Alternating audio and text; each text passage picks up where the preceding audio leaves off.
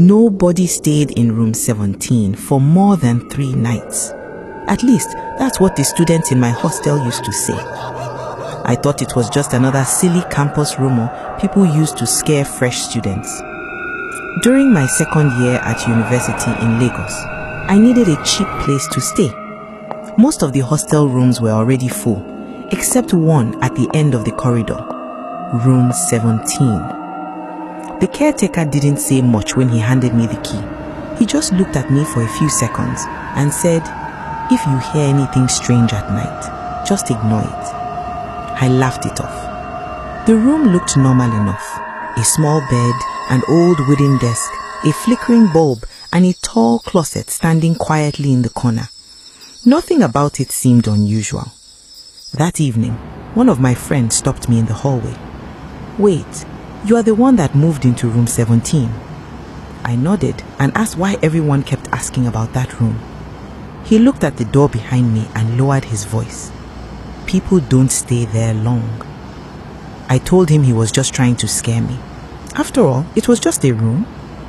That night, I fell asleep faster than I expected. Everything was quiet until something woke me up. I checked my phone. 2:13 a.m. Then I heard it. Knock. A soft knock on the door.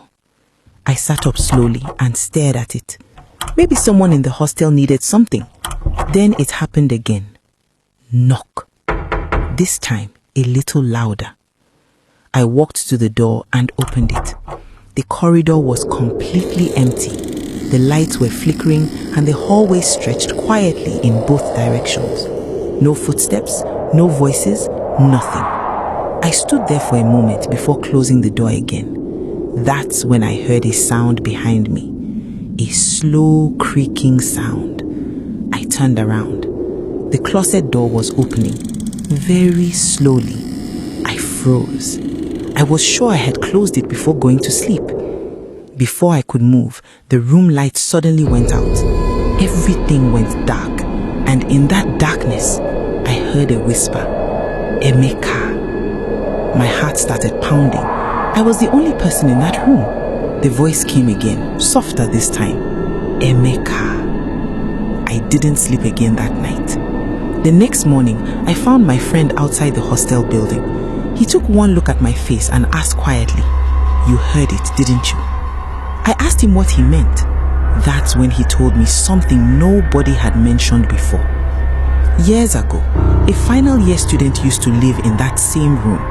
During exam week, he disappeared without telling anyone.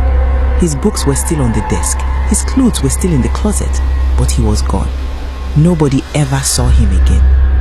I asked my friend one last question. What was his name? He looked at me for a moment and said one word, "Emeka." I packed my things and moved out of that hostel the very next day. But sometimes, when I wake up suddenly in the middle of the night, I still remember the sound of that closet door opening slowly and the voice in the darkness calling my name.